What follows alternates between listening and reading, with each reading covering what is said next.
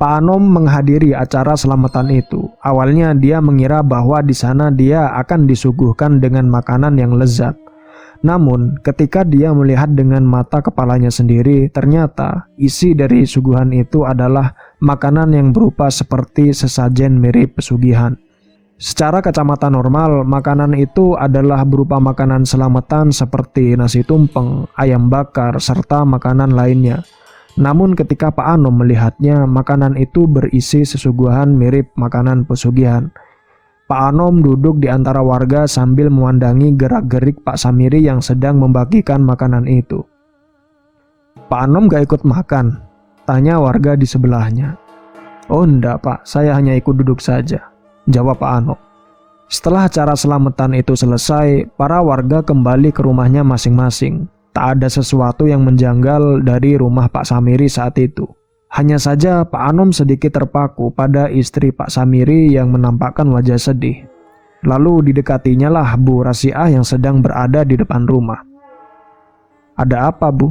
tanya Pak Anom. "Oh gak apa-apa Pak, lagi gak enak badan aja, mungkin kecapean." "Kok bisa? Padahal hanya membagikan makanan saja," kata Pak Anom. "Aku rasa ada sesuatu yang menjanggal dalam diri suamiku mengenai kekayaan mendadak ini. Dia nggak mau menjelaskan secara rinci mengenai pekerjaannya, Pak," ucap Bu Rasiah. "Kemana dia pergi bekerja?" tanya Pak Anom. "Dia nggak ngasih jawaban, Pak." Pak Anom heran, mengapa istri Pak Samiri tidak mengetahui pekerjaan suaminya. "Apalagi yang menjanggal dari suamimu?" tanya Pak Anom. "Dia berbeda. Tubuhnya tampak lebih segar dari biasanya. Lalu ada seorang nenek-nenek tua datang kemari sambil membawakan tas berisi uang." "Apakah kamu kenal nenek itu?" tanya Pak Anom. "Sama sekali enggak Pak. Dia orang asing, hanya menggunakan tapih dan kebaya zaman dulu. Rambutnya berwarna putih beruban. Dia hanya tersenyum kepadaku," jelas Bu Rasiah. "Baiklah, coba nanti malam kau cek kamarnya." Kenapa Pak?" tanya Bu Rasiah. "Mungkin ada sesuatu yang disembunyikan oleh suamimu padamu, entah berupa rahasia khusus atau rahasia di balik kekayaan ini. Namun jangan kau bocorkan rahasia itu dulu. Aku juga sedang meneliti lebih dalam mengenai kekayaan mendadak ini." "Oh gitu Pak, baik Pak." Lalu malam harinya Bu Rasiah mendatangi kamar suaminya yang memang dikhususkan untuk beristirahat suaminya. Bu Rasiah berhenti di depan pintu kamar dan mendapati suaminya sedang berbicara pada seorang wanita yang entah dari mana datangnya. Pembicaraan tersebut begini kira-kira. "Apa kamu sudah siap untuk mengambil seluruh wadah yang telah kau sepakati itu?" tanya wanita itu.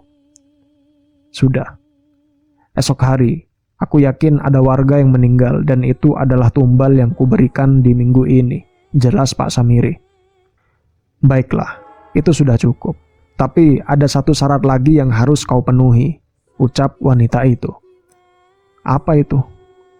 "Kau harus bersenggama denganku agar kekayaan itu kekal." Mendengar hal itu, hati Bu Rasiah terkikis. Ternyata suaminya melakukan pesugihan. "Bersenggama?" tanya Samiri heran. "Kamu harus tahu, menumbalkan seseorang itu tidak cukup," ucap wanita itu. Samiri masih memikirkan nasib istrinya yang kalau saja tahu mengenai hal ini. Dia tak habis pikir, ternyata pesugihan itu memiliki banyak persyaratan yang di luar nalar dan merusak pikirannya. "Ya sudah, baiklah. Kapan aku mulai bersenggama denganmu?" tanya Samiri. Lalu wanita itu perlahan mendekati Samiri dan membisikinya. Dan Samiri menjawab, "Siap." Bu Rasiah yang tak sabar mendengar hal itu langsung mendobrak pintunya, namun ternyata dia mendapati suaminya sedang tertidur pulas. Bu Rasiah kebingungan, bukankah suaminya sedang berbicara kepada seorang wanita? Lalu kenapa tiba-tiba suaminya tertidur pulas? "Pak, bangun, ibu mau bicara," ucap Bu Rasiah. "Apa Bu, badanku capek semua ini," kata Samiri. "Pak, tadi kamu ngobrol sama siapa?" tanya Bu Rasiah. "Apa sih Bu? Dari tadi aku kan tidur.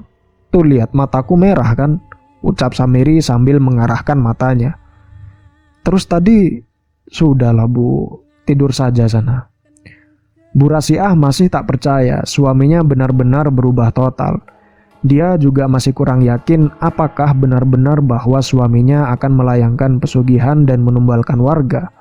Dia masih menatap wajah suaminya. Apakah karena kemiskinan dia bisa melakukan hal ini untuk menjadi kaya raya dan mendapatkan apa yang menjadi ambisinya? Esok harinya Bu Rasiah langsung melaporkan kejadian ini kepada Pak Anom. Dia sengaja melaporkannya secara sembunyi-sembunyi agar menjadi rahasia umum antara dirinya serta keluarganya. Kau pernah dengar tentang pesugihan ular? Jika telah menyepakati pesugihan itu, si pelaku harus bersenggama dengan si siluman ular itu. Kadang dia bisa berubah wujud menjadi manusia seperti nenek-nenek tua, juga menjadi wanita cantik dan rupawan. Jelas Pak Anom. Pantesan Pak, aku mendengar suara gadis sedang menawarkan persyaratan pesugihan itu. Namun begitu aku masuk, Mas Samiri udah tertidur, kata Bu Rasiah. Dia itu nggak tidur. Lalu, tanya Bu Rasiah penasaran. Dia itu lagi bersenggama dengan si siluman ular itu, jelas Pak Anom. Bu Rasiah terkejut mendengar hal itu. Pantas saja suaminya tampak lelah dan berkeringat seperti telah menyelesaikan hubungan intim. Lalu saya harus melakukan apa Pak? Tanya Bu Rasiah. Korbannya warga sini kan? Pasti dia sedang mengincar salah seorang warga, jelas Pak Anom. Bagaimana Bapak tahu? Ini hanya perkiraanku saja. Setelah mendapati paparan informasi dari kamu, aku berpikir bahwa selamatan yang diadakan kemarin itu cuma jebakan semata, kata Pak Anom. Maksudnya? Makanan itu memang sudah diperuntukkan sebagai tumbal bagi siapa saja yang memakannya, kata Pak Anom. Berarti seluruh warga sini dong Pak, tanya Bu Rasiah. Kita harus cepatnya mencegah itu, ucap Pak Anom. Gimana caranya? Perhatikan baik-baik. Kasih tahu semua warga sehabis maghrib untuk menaburkan garam di depan dan belakang rumahnya. Itu cara terbaik agar si siluman ular itu tidak masuk ke dalam rumah dan melilit korbannya, ucap Pak Anom. Baik Pak, akan saya kerjakan, ucap Bu Rasiah. Selepas itu Bu Rasiah kembali ke rumahnya. Namun betapa terkejutnya dia mendapati tetangga sebelahnya sangat ramai akan orang-orang. Setelah diamati, ternyata tetangga di sebelahnya telah meninggal dunia dengan luka lebam kebiruan di sekujur tubuhnya. Menurut keluarganya, sebelum meninggal, tepat di waktu dini hari terdengar suara desisan ular dan bau wewangian melati di rumahnya. Bu Rasiah percaya ini adalah ulah dari si siluman ular itu. Namun dia hanya berdiam diri di keramaian sambil menutup hidungnya dengan jilbabnya. Seakan menjadi sebuah dilema dalam diri Bu Rasiah, dia pun kembali ke rumahnya dengan pandangan tertunduk. Dia tak mau suaminya terlibat jauh dalam pesugihan haram itu. Di dalam rumah itu, Bu Rasiah mendapati suaminya sedang menghitung uang sambil menyeruput kopi dengan santai. Bu, ini tolong besok belanjakan makanan dan buah-buahan untuk warga sini, ucap Pak Samiri. Itu uang dari mana Pak? Tanya Bu Rasiah. Hasil kerja kerasku Bu, kata Samiri. Bu Rasiah memandangi uang itu dengan tatapan tajam. Kamu kenapa Bu? Tanya Samiri. Apa kerjaanmu Pak? Tanya balik Bu Rasiah. Kenapa kamu terobsesi sekali dengan pekerjaanku? Ya karena kau tak pernah menjawab ketika aku menanyakan pekerjaanmu, kata Bu Rasiah. Samiri menggebrak meja hingga membuat Rasiah kaget akan gebrakan keras itu. Kamu ini istri tak tahu diuntung. Seharusnya kau bersyukur kalau suamimu punya banyak uang, kata Pak Samiri. Uang itu bukan segalanya Pak. Walau segalanya adalah uang, jangan sampai kita diperbudak oleh uang. Sejak kapan kau berani berkata seperti itu, ha? Siapa yang mengajarimu melawan kepada suami? Tanya Pak Samiri dengan nada yang kencang. Bapak nggak tahu kan, tetangga kita baru saja berduka. Anggota keluarganya meninggal dengan luka lebam kebiruan. Itu sangat aneh Pak. Terus kenapa, ha? Yang meninggal dia kok. Waktu kita susah, apakah mereka membantu kita? Apakah mereka memberi makan kepada kita? Enggak sama sekali. Mereka hanya menghujat, memaki, mencaci, dan menjatuhkan keluarga kita, teriak Pak Samiri. Hidup itu tidak boleh bergantungan, Pak. Kita serahkan nasib dan kehidupan kita kepada Tuhan. Tetangga hanyalah perantara. Jangan jadikan omongan itu sebagai hal perusak hubungan kita dengan tetangga-tetangga kita. Jelas Bu Rasia. Terserah kamu saja, Bu. Aku capek menghadapimu. Mendengar paparan dari istrinya, Samiri meyakini bahwa tumbal pertamanya sudah berjalan. Dia memasuki kamarnya untuk membuka kasur yang dijadikan sebagai tempat munculnya uang pesugihan itu. Wah, benar-benar ajaib. Pesugihan ini memang nyata, ucapnya dengan wajah semeringah.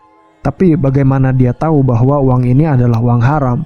Apakah ada orang yang memberikan bocoran rahasia mengenai ini?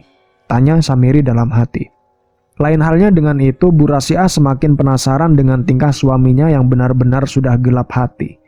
Dia bahkan tak peduli akan kematian tetangganya yang aneh itu. Malam harinya, Pak Samiri tidak keluar rumah sama sekali. Dirinya benar-benar merasa ada kejanggalan dengan tingkah istrinya. Bu Rasia sedari tadi berada di dapur untuk membuatkan kopi untuk suaminya. Dia lupa bahwa hari ini harus memberitahu kepada warga untuk menaburkan garam di depan serta belakang rumahnya masing-masing. Namun, begitu dia selesai membuatkan kopi, telinganya menangkap suara desisan ular dari arah belakang rumahnya. Suaranya tampak jelas dan membuat hatinya menjadi takut akan bahaya yang mengintai di balik keluarganya. Dia pun mengambil sapu untuk berjaga-jaga manakala ular itu muncul tepat di hadapan pintunya. Ketika Bu Rasia membuka pintu belakang, alangkah terkejutnya dia mendapati ular dengan ukuran yang tak biasa sedang mengangkat kepalanya. Astagfirullah, teriak Bu Rasia sambil memukuli ular itu. Dengan sergap, ular itu menghindari serangan dari Bu Rasia dan berhasil kabur ke semak-semak belakang rumahnya. Jangan-jangan malam ini siluman ular itu ingin mengajak bersenggama dengan suamiku lagi, batin Bu Rasia. Bu Rasia adalah tipe orang yang memiliki prasangka kuat. Baginya perasaan adalah segalanya. Kemunculan ular aneh itu membuat Bu Rasia semakin yakin bahwa kematian tetangganya adalah akibat dari tumbal yang suaminya lakukan.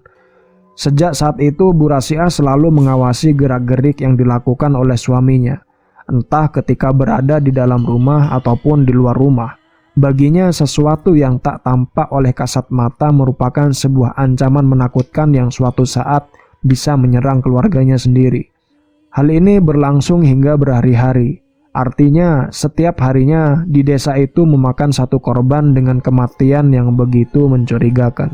Sekujur tubuhnya berwarna biru lebam seperti bekas lilitan ular yang mengelilit dengan waktu yang agak lama. Lalu anehnya, malam sebelum kematian si korban, anggota keluarga lainnya mendengar desisan ular di sekitar rumahnya. Lain halnya dengan keluarga Samiri dan Bu Rasia, perekonomiannya semakin hari semakin membaik. Hal itu membuat warga menjadi curiga. Mereka mengira bahwa Samiri menggunakan pesugihan untuk memperkaya diri. Bu Rasia memiliki dua anak yang masih kecil. Yang satu bernama Dodo dan yang satunya lagi bernama Didi. Jarak antara mereka hanya terpaut beberapa jam. Keduanya kembar dan sangat penurut terhadap ibunya. Si Dodo memiliki kebiasaan yang sangat aneh. Dia selalu bersembunyi di bawah tempat tidur jika ada sesuatu yang membahayakan. Sedangkan Didi, dia pun sama. Hanya saja Didi lebih suka bersembunyi di kamar ayahnya, yaitu Pak Samiri. Dan suatu hari ketika Bu Rasia sedang menemui Pak Anom untuk membahas sesuatu mengenai kemunculan ular aneh itu, Didi mendapati sedang bersembunyi di lemari ayahnya. Sedangkan Dodo dia bersembunyi di bawah ranjang kamar tidur ayahnya. Padahal hari itu juga Pak Samiri sedang melakukan tirakat dengan bersenggama bersama siluman ular. Dodo dan Didi tahu bahwasanya ada seseorang yang mendatangi rumahnya dengan wajah penuh sisik dan lidah yang selalu mendesiskan suara. Hanya saja mereka tak berani mengungkapkannya. Barulah saat ayahnya sedang melakukan senggama, Didi melihat dengan mata kepalanya sendiri bahwa ayahnya sedang menciumi, bahkan memeluk seekor ular besar yang bersamaan dengan itu ekornya secara perlahan melihit tubuh ayahnya. Didi menutup mulutnya dengan kedua tangannya, entah apa yang dilihatnya. Tampaknya ayahnya agak kurang waras karena sedang memeluk dan menciumi ular di atas ranjang. Setelah Pak Samiri telah usai bersenggama dengan ular itu, tiba-tiba ular itu menghilang entah kemana. Saat yang bersamaan, ketika Pak Samiri sedang memakai baju, Didi keluar dari lemarinya. "Ayah lagi ngapain?" tanya Didi. Pak Samiri yang melihat kemunculan anaknya secara tiba-tiba langsung kaget saat dirinya sedang menggunakan baju. Karena mendengar suara Didi, Dodo pun keluar dari bawah ranjang tempat tidur. Hal ini membuat Samiri khawatir kalau saja kedua anaknya memberitahu kepada istrinya Bu Rasiah. "Ayah kenapa ciuman sama ular?" tanya Didi dengan polosnya. Oh itu bukan kok," ucap Samiri terbata-bata. "Tadi Didi lihat kok." Dengan cepat Samiri langsung membungkam mulut Didi dan Dodo. "Jangan bilang mamah ya," ucap Samiri. Didi dan Dodo hampir tak bisa bernapas. Kedua tangan Samiri benar-benar menekan mulut Didi dan Dodo dengan sangat kuat. Didi dan Dodo pun menangis hingga suaranya terdengar oleh istrinya yang baru saja tiba di rumah. Bu Rasiah segera masuk ke dalam rumah dan melihat kedua anaknya sedang menangis dengan posisi mulutnya sedang dibungkam oleh kedua tangan Samiri. "Apa yang kau lakukan, Pak?" tanya Bu Rasiah. "Oh enggak Bu, enggak apa-apa." "Kenapa kamu membungkam anakmu sendiri? Apa salah mereka?" tanya Bu Rasiah. Pak Samiri pun melepaskan kedua tangannya dan membiarkan Didi dan Dodo berlari ke arah ibunya. "Bu, Didi takut," tangis Didi. "Nggak apa-apa nak, udah ada ibu." Samiri pun mati langkah. Dia keluar dari kamar dan menuju arah depan rumah. "Pak, mau kemana?" tanya Bu Rasiah. Samiri tidak menjawab sedikit pun pertanyaan dari istrinya. Yang pasti ketika Samiri keluar dari rumah, Didi menjelaskan penyebab mulutnya dibungkam oleh Samiri. Bu Rasiah yang mengetahui itu langsung memberitahu kepada Pak Anom, orang kepercayaan warganya akan kejadian ini. Tak lupa pula dia membawa Didi serta Dodo. Setelah menemui Pak Anom, Bu Rasiah menjelaskan kejadian tak terduga yang menimpa dirinya. Bu Rasiah menjelaskan bahwa suaminya kepergok bersenggama dengan seekor ular besar yang dipercaya sebagai ular siluman sebagai bentuk pesugihannya. Akhirnya Pak Anom menuju ke suatu tempat di mana tempat itu dipercaya sebagai awal dari pertemuan Samiri dengan siluman ular itu. Dengan bantuan warga, Pak Anom dan Bu Rasiah mencari Samiri. Entah bagaimana ceritanya, Pak Anom berhenti di suatu tempat yang dipercaya sebagai pintu dari rumah gubuk tua itu. Pak Anom mengatakan kepada Bu Rasiah dan warga untuk mundur menjauh darinya.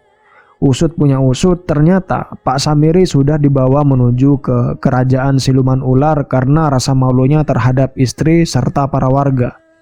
Pak Anom pun memberitahu kebenaran yang ada bahwa suaminya takkan pernah bisa kembali lagi ke dunia nyata karena telah menjadi bagian dari keluarga kerajaan siluman itu. Bersamaan dengan itu, rumah dari Bu Rasiah terbakar hebat dan menghanguskan seluruh harta hasil pesugihan yang ada di rumahnya.